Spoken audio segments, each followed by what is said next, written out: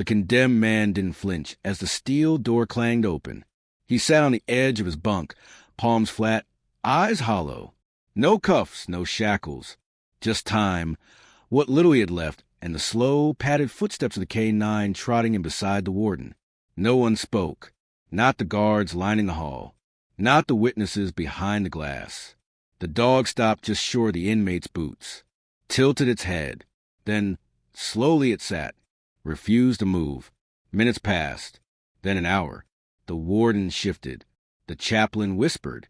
And the dog stayed, eyes locked on the man who everyone thought deserved to die.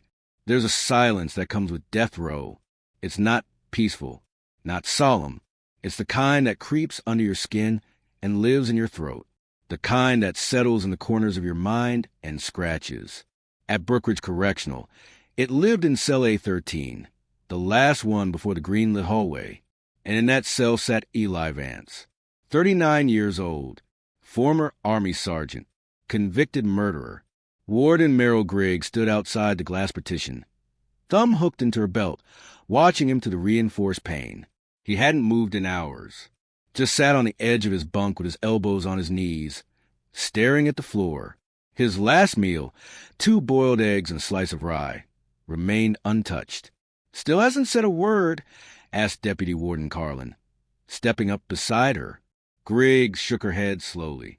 "Not since the dog came." Carlin glanced down the hall toward the door where the K-9 still sat, quiet, unmoving, blocking anyone from approaching the cell. Does he know him? No. Dogs knew. State sent him up from Greenville after Barlow's retirement. Just passed certification 3 weeks ago. What's his name? Griggs took a breath. They're calling him Shiloh. Fitting, I guess.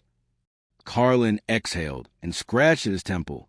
I've seen dogs keying on drugs, cadavers, hell, even lies.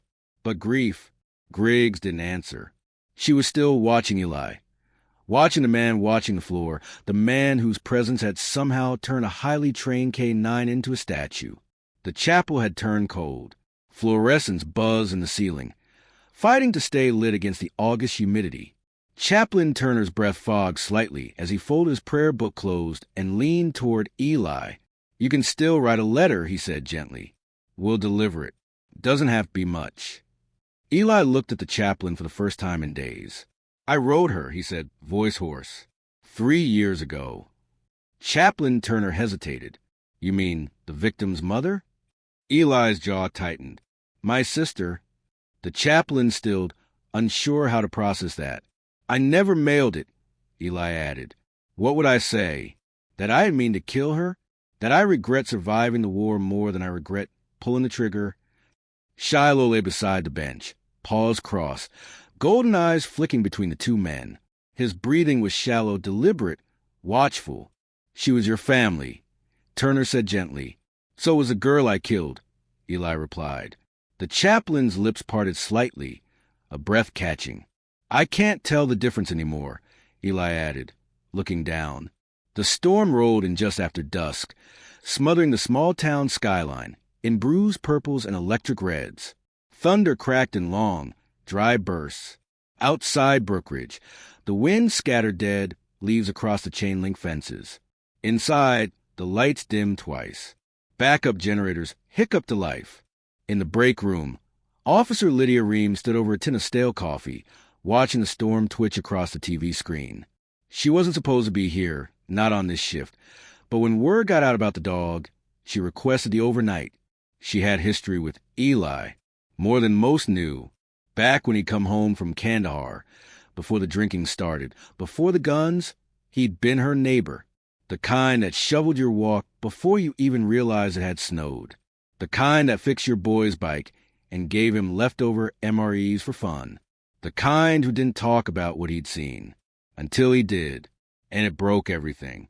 She stirred the coffee, watching as 2 corrections officers walked past toward the cell block. Their voices were low, urgent. "They're saying he doesn't want to stay," one whispered. "Hell, he's already turned it down twice." "But the dog." "Yeah, like that changes anything." They disappeared down the corridor, leaving Reams alone with the storm and the quiet boil in her chest.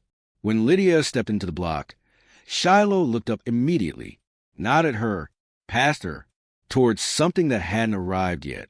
Eli was standing now, arms crossed, staring at the bars as if they might disappear if he willed them hard enough.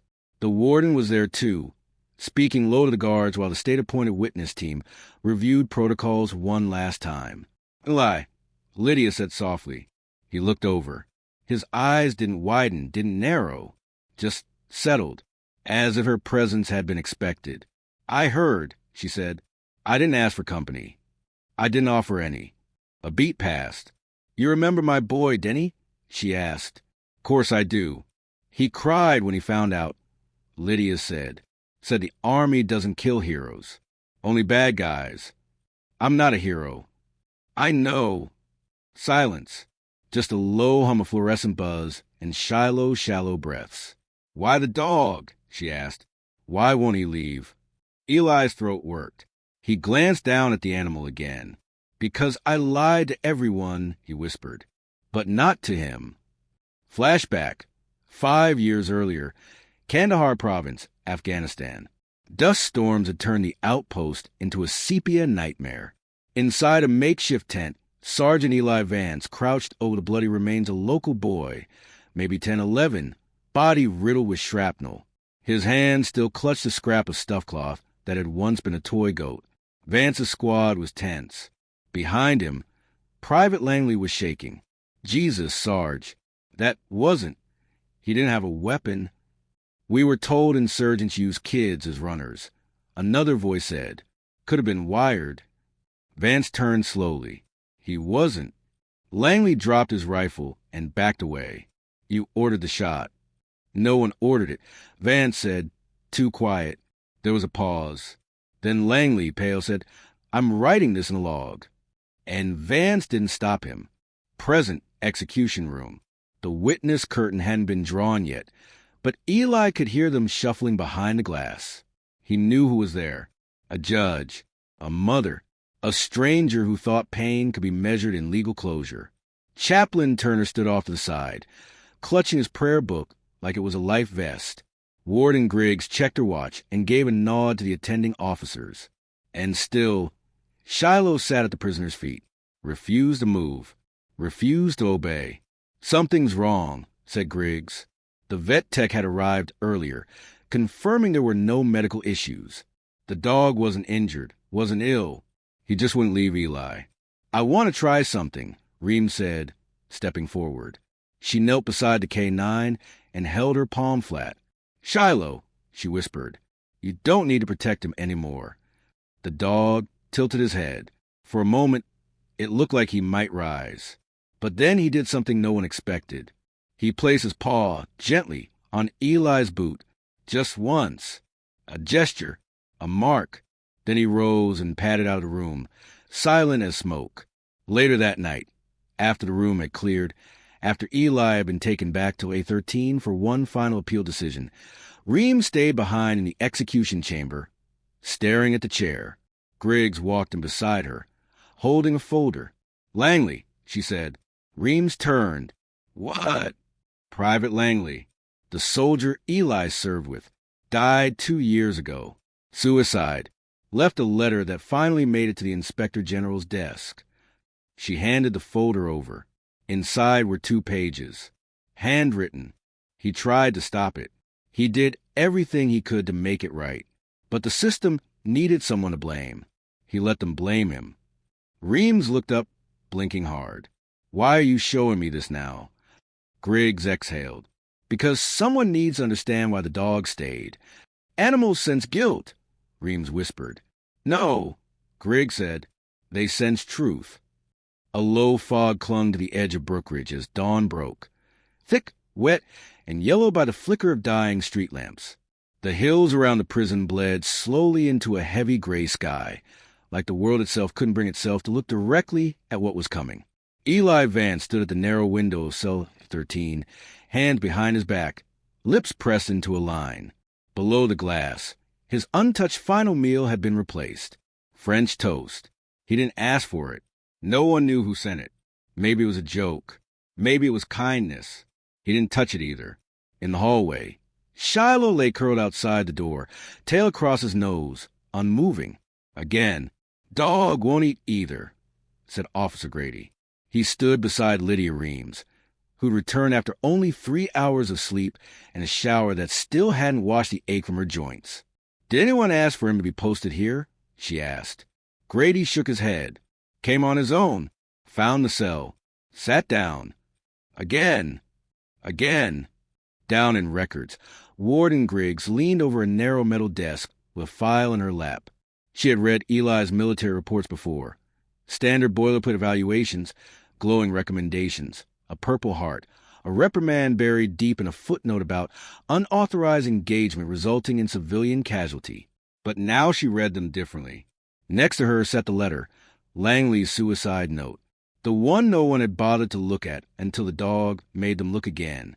He let them blame him. Griggs let the words sit in the air. They weren't meant to absolve Eli, but they changed something fundamental. Intent. Truth. Still, that wasn't what gnawed at her. What gnawed at her was the other thing. The envelope Reams had found in Eli's bunk drawer the night before. A letter. Old. Yellowed at the folds. Never mailed. The name on the front stopped her cold. Mary Ann Vance. It was the kind of place you didn't find unless you were trying not to be found. Mary Ann Vance's house sat at the end of an unpaved road on the edge of Fenton Hollow, tucked between dying oaks and a long-defunct paper mill. A plastic wind chime tapped gently in the breeze as Lydia Reams stepped onto the porch. She hadn't planned to deliver the letter, but the storm had kept her awake, and the dog, always the dog, lingered in her mind like a question that hadn't been answered properly. She knocked twice. Silence. Then the door opened, slow and creaky. Mary Ann was in her 60s. Crooked back. Sharp eyes. She didn't look surprised to see someone. "Miss Vance," Lydia said, offering the envelope. "I work corrections. Your brother was my neighbor. He wrote this a while ago. Didn't send it. I thought maybe he wanted to, but couldn't." Mary Ann took the envelope without a word, just stared at the name. Her own name, written in the neat, blocky print Eli had learned from the Army. Lydia waited, awkward in the silence. Finally, Mary Ann spoke. "Did he say anything about her?" "About who?" "My daughter." Lydia's chest tightened. She was the one She stopped herself. Mary Ann's face didn't change. Her name was Sophie. Lydia lowered her eyes. He didn't say her name, just that he regretted living more than he regretted what happened. Mary Ann looked down at the letter again. "I wasn't always kind to him," she said. "After he came back, the things he saw, the man he became. Sophie used to say he looked like a ghost in his own body." She paused. "But he loved her." Flashback, 10 years earlier. Sophie sat on the front porch of her mother's house, cross-legged beside Uncle Eli's boots. She was maybe 17, copper-haired, face half covered by a too-big hoodie. "You ever shoot someone?" she asked. Eli looked at her, startled. "I mean, I know you can't talk about it, but everyone in town thinks you did." He took a long breath. "Yeah," he said. "I did." "Was it bad?" "Worse than bad." Sophie nodded slowly, processing like only a teenager could, without judgment. "You think you're a bad guy now?" Eli's jaw clenched. "Some days." Sophie tilted her head. "I think you're just sad." He looked away, and then she added something else. Quietly, but it stuck in his ribs. "So am I." Back at Brookridge, Eli sat on his bunk, holding something Reams had left him earlier that morning. A photograph. Sophie, sitting cross-legged, tongue out, wearing dog ears from a Halloween costume. A dog costume he remembered helped her pick out at a Walmart in Tulsa. He had driven her home in silence that day because he couldn't stop thinking about what a good mother she would have made someday. "She visited me," he whispered, looking at the photo, "after the trial, before the sentencing." Shiloh lay at his feet again, eyes barely open, breath slow and steady. She said, "I forgive you, Uncle Eli, but you need to stop lying about what happened." He looked at the dog now. "I never did. Not really. I lied to the court, to the Army, to Mary Ann, Told them I was angry, that I snapped. But that's not what happened. He swallowed hard. It was an accident. Flashback, the night of the crime. It was raining. Sophie had shown up at his trailer with bruises under her eyes and a duffel bag slung over her shoulder. He opened the door and froze. "Who did this?" he asked. She didn't answer, just dropped the bag and hugged him. Later that night, he found a gun in the duffel, registered to her boyfriend, a local deputy named Darren Collar. "Did he hurt you?" Eli asked. Sophie didn't answer. He drove her home anyway, told her to sleep it off, promised to handle it. The next day, he showed up at Darren Collar's place. No badge, no anger, just questions. Collar pulled a gun. Eli drew faster. One shot, through the chest. But Collar wasn't alone. Sophie came out screaming. She'd gone back. She had forgiven him. She didn't want Eli involved. He had misunderstood everything. Present. The warden's voice came over the intercom. "Eli, your attorney has filed an emergency motion. We need you to talk to the board." Eli stood, but Shiloh rose first, and stood in the way, not aggressively, not defensively, just present, blocking him. "Not yet," Eli said softly. "I know." He walked to the table and sat back down. "I need to finish the truth first." Back at Mary Ann's house, Lydia waited on the porch. She didn't ask what the letter said, but Mary Ann told her anyway. He wrote about Kandahar, about the boy, about Langley, about Sophie. He said he took the fall because the system doesn't care for nuance, because the truth is slow and guilt is easy. She wiped her eyes, and he wrote that he missed a version of himself that used to make her laugh. Lydia looked away. "Do you want them to stop the execution?" she asked. "I want the world to understand him first," Mary Ann said. Then she stepped inside and closed the door behind her. That night, just before midnight, Shiloh stood again, this time voluntarily. He patted once around the cell, then stopped at Eli's side. Eli looked at him. "Is it time?" The dog whined. Eli nodded. "All right." But when the door buzzed open and the officer stepped in to collect him, something happened that no one was prepared for. Shiloh lunged, not to bite, not to harm, to block, to force him to pause. And in that pause, the warden appeared, holding a phone. "There's a delay," she said breathlessly. "Judge Mullins is requesting a full review." The motion was granted. The room froze. Eli looked at the dog. "I guess we wait again." The execution chamber sat untouched for 12 more days. No witnesses, no straps, no priest, just a sterile hum and the faint scent of bleach under the cold, flickering fluorescence. Still, Shiloh checked the room each morning, paws silent, nose twitching, as if confirming that death hadn't come quietly when no one was watching. Back in cell A13, Eli Vance waited. Not for reprieve, not for peace, but for the world to finally look long enough to see what really happened. Lydia Reams met Warden Griggs in her office just after sunrise. A black file folder lay on the desk, unsealed. Coffee steamed untouched in both mugs. "You sure about this?" Reams asked. Griggs didn't answer right away. She turned the folder toward her. "Exhibit 6B, Supplemental Affidavit, Mary Ann Vance. She submitted it yesterday." Griggs said, tapping the page. Claimed she found Darren Collar's second firearm in Sophie's closet a week after shooting. The one that matched the ballistics wound. But it went missing. She never reported it. Said she didn't want to hurt the family more. Reams leaned forward. So he was armed. And it wasn't murder. It was self-defense, Griggs said. But that part was buried. Because Eli let it be. "No," said Griggs. "Because someone else needed it to be." She handed Reams a second folder. It was thinner, labeled Internal Memo, Deputy Darren Collar decked. Inside were redacted notes, IA warnings, 2 clothes abuse complaints, alleged domestic altercation, 1 from Sophie, 1 anonymous. Reams read silently. No one followed up. Griggs nodded. Because he wore the badge. Flashback, 2 years earlier. Warden Griggs' office, late evening. Reams had caught Eli walking the prison yard during rain lockdown. Not defiant, just pacing, staring at the fences like he wasn't quite sure what world he was in. She escorted him back herself. On the way, she asked, "Why didn't you fight harder in court?" He didn't answer until they reached the block. "Because I told her I'd never hurt him. Sophie, she made me promise. Said I'd never use what the war taught me to take someone else's life. But he pulled first," Reem said. Eli stared at the barred window. She was scared of him, he whispered, but she still loved him, and she wanted to believe people could change. "So you took the blame." "I let the world see what they already believed about men like me." 2 weeks after the scheduled execution, Eli stood in front of parole review board, facing 3 men and 2 women who looked like they hadn't slept in years.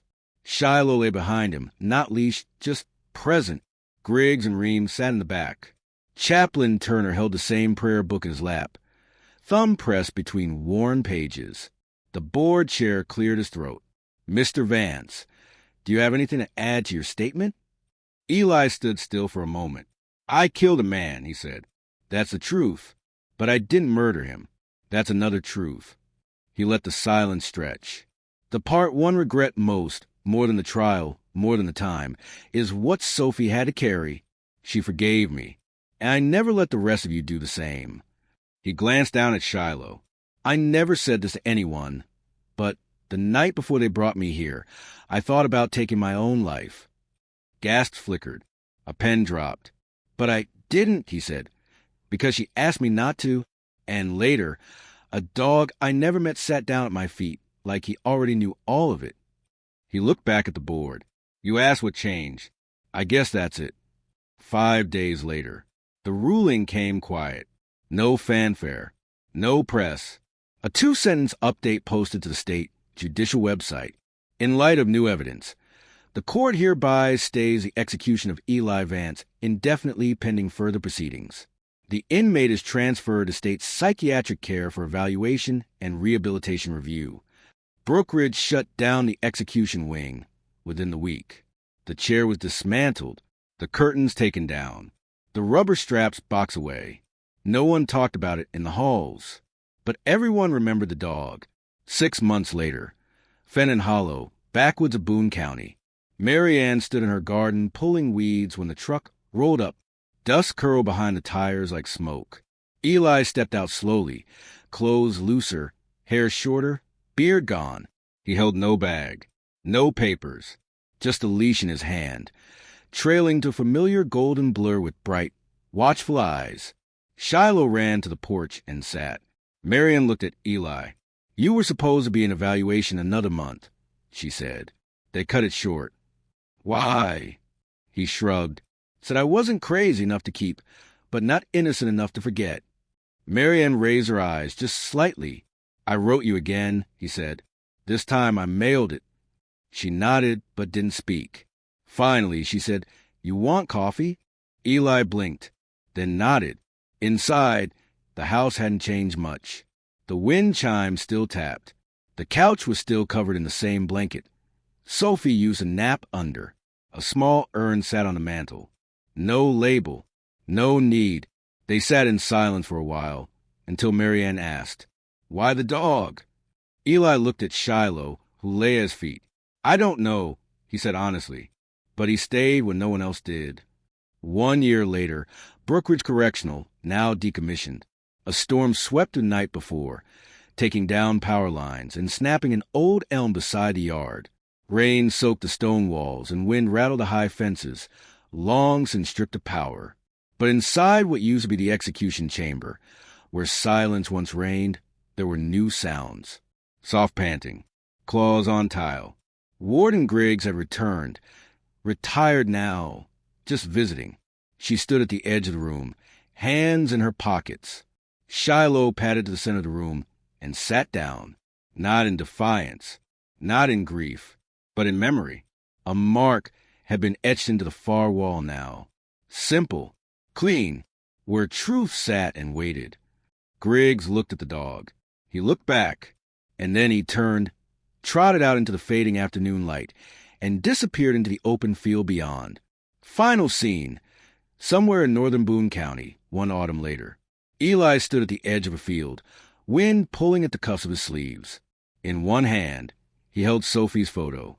In the other, a half-written letter to a kid he'd never met. Lydia Ream's son, Denny. He read it under his breath. Dear Denny, some people say dogs can't choose who they love. I don't believe that anymore. I think they choose better than we do. Shiloh barked once, sharp and playful, chasing a squirrel through the brush. Eli smiled faintly, folded the letter, slipped it in his jacket. Then he knelt, hand outstretched, and the dog came running.